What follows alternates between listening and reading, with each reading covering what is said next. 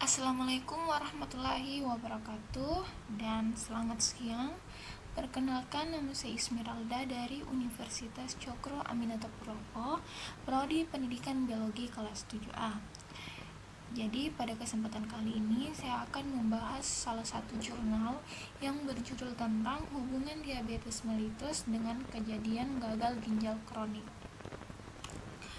Adapun abstrak pada jurnal ini, ginjal merupakan organ vital yang berperan sangat penting dalam mempertahankan kestabilan lingkungan dalam tubuh. Ginjal mengatur keseimbangan cairan tubuh, elektrolit, dan asam basa dengan cara menyaring darah yang melalui ginjal, reabsorpsi selektif air, serta mengekskresi kelebihannya sebagai kemih, serta mengeluarkan sampah metabolisme seperti urea, keratinin, dan asam urat, serta zat kimia asing lainnya. Nephropathic diabetik adalah kelainan degeneratif vaskuler ginjal yang mempunyai hubungan dengan gangguan metabolisme karbohidrat atau intoleransi gula, atau biasa disebut dengan diabetes mellitus. Diabetes mellitus adalah suatu kelompok penyakit metabolik dengan karakteristik hiperglikemia yang terjadi karena kelainan sekresi insulin. Kelainan yang terjadi pada ginjal penyandang diabetes mellitus dimulai dengan adanya mikroalbuminuria. Pendahuluan, jadi gagal ginjal kronik atau GGK merupakan gangguan fungsi renal yang progresif dan irreversibel, di mana kemampuan tubuh gagal untuk mempertahankan metabolisme dan keseimbangan cairan dan elektrolit.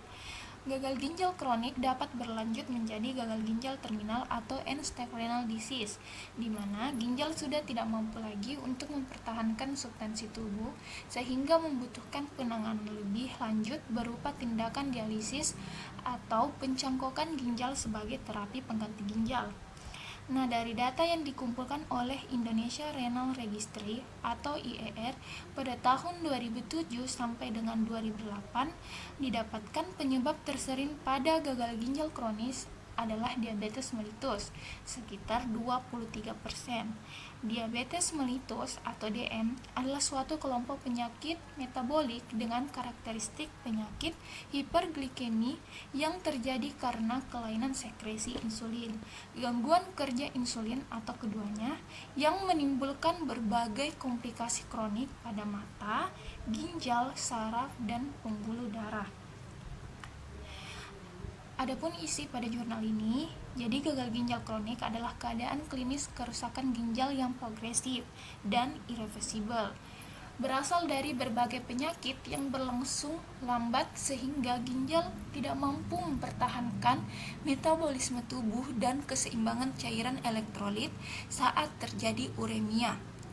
Kriteria penyakit ginjal kronik antara lain kerusakan ginjal atau renal failure yang terjadi lebih dari 3 bulan, berupa kelainan struktural dan fungsional dengan atau tanpa penurunan LPG, dengan manifestasi kelainan patologis dan terdapat tanda kelainan ginjal, termasuk kelainan dalam komposisi darah dan urin, atau kelainan dalam tes pencitraan atau imaging test, kemudian laju filtrasi glomerulus atau LPG kurang dari 60 ml per menit per 1,73 selama 3 bulan dengan atau tanpa kerusakan ginjal. Adapun faktor-faktor etiologis timbulnya nephropathic diabetik, yang pertama, kurang terkendalinya kadar gula darah. Yang kedua, genetika. Yang ketiga, kelainan hemodinamik atau peningkatan aliran darah ginjal dan laju filtrasi glomerulus, peningkatan tekanan intraglomer. Yang keempat, hipertensi sistematik. Yang kelima, sindrom resistensi insulin atau sindrom metabolik. Yang keenam, perubahan permeabilitas pembuluh darah. Yang ketujuh, asupan protein yang berlebih. Dan yang terakhir, gangguan metabolik atau kelainan metabolisme poliol, pembentukan advanced glycation end product, peningkatan produksi sitokin. Jadi pada nephropati diabetik, terdapat beberapa tahapan-tahapan. Yang pertama, tahap 1. Pada tahap ini LGP meningkat sampai dengan 40% di atas normal yang disertai pembesaran ukuran ginjal. Albuminuria belum nyata dan tekanan darah biasanya normal. Tahap ini masih reversibel dan berlangsung 0-5 tahun sejak awal diagnosa diabetes mellitus tipe 2 ditegakkan. Dengan pengendalian glukosa darah yang ketat, biasanya kelainan fungsi maupun struktur ginjal akan normal kembali. Yang kedua, tahap 2. Jadi tahap 2 terjadi setelah 5-10 tahun diagnosis diabetes mellitus. Saat perubahan struktur ginjal berlanjut dan LGP masih tetap meningkat, albuminuria hanya akan meningkat setelah latihan jasmani, keadaan stres atau kendali metabolik yang memburuk. Keadaan ini berlangsung lama, hanya sedikit yang akan berlanjut ke tahap berikutnya. Progresivitas biasanya terkait dengan memburuknya kendali metabolik. Tahap ini disebut sebagai tahap sepi atau silent state. Yang selanjutnya, tahap ketiga. Jadi pada tahap ketiga, tahap awal nefropati atau incipient diabetic nephropathy. Saat mikroalbuminuria telah nyata, tahap ini biasanya terjadi 10 sampai dengan 15 tahun diagnosis diabetes mellitus tegak. Secara histopatologis juga telah jelas penebalan membran basalis glomerulus. LGP masih tetap ada dan mulai meningkat. Keadaan ini dapat bertahan bertahun-tahun dan progresivitas masih mungkin dicegah dengan kendali glukosa dan tekanan darah yang kuat. Yang selanjutnya, tahap keempat. Ini merupakan tahapan saat di mana nefropati diabetik bermanifestasi secara klinis dengan proteinuria yang nyata dengan pemeriksaan biasa. Tekanan darah sering meningkat tajam dan LGP menurun di bawah normal. Ini terjadi setelah 15-20 tahun diabetes mellitus tegak. Penyulit diabetes lainnya sudah pula dapat dijumpai seperti retinopati, neuropati, gangguan profil lemak, dan gangguan vaskular umum. Progresivitas ke arah gagal ginjal hanya dapat diperlambat dengan pengendalian glukosa darah, lemak darah, dan tekanan darah. Yang kelima, jadi ini adalah tahap yang kelima atau tahap akhir gagal ginjal. Saat LGP sudah sedemikian rendah sehingga penderita menunjukkan tanda-tanda sindrom uremik dan memerlukan tindakan khusus, yaitu terapi pengganti dialisis maupun cangkok ginjal.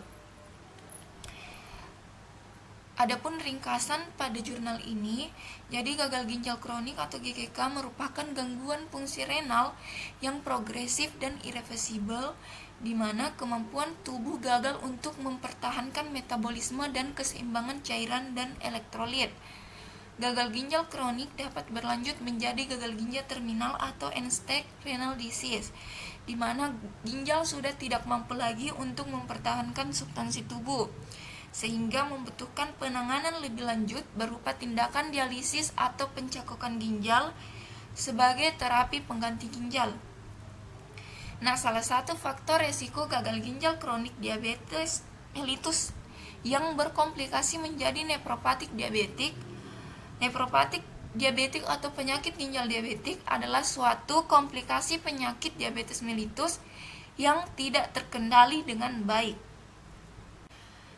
Adapun simpulan pada jurnal ini, nefropati diabetik timbul akibat dari kadar glukosa yang tinggi, menyebabkan terjadinya glikosilasi protein membran basalis, sehingga terjadi penebalan selaput membran basalis dan terjadi pula penumpukan zat berupa glikoprotein membran basalis pada mesangium, sehingga lambat laun kapiler-kapiler glomerulus terdesak dan aliran darah terganggu yang dapat menyebabkan glomerulus erosis dan hipertrofi nefron.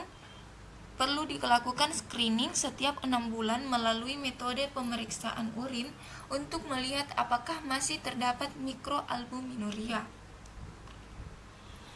Jadi itulah sedikit penjelasan saya mengenai jurnal hubungan diabetes mellitus dengan gagal ginjal kronik. Mohon maaf apabila ada salah kata. Wabillahi taufiq wal hidayah. Wassalamualaikum warahmatullahi wabarakatuh.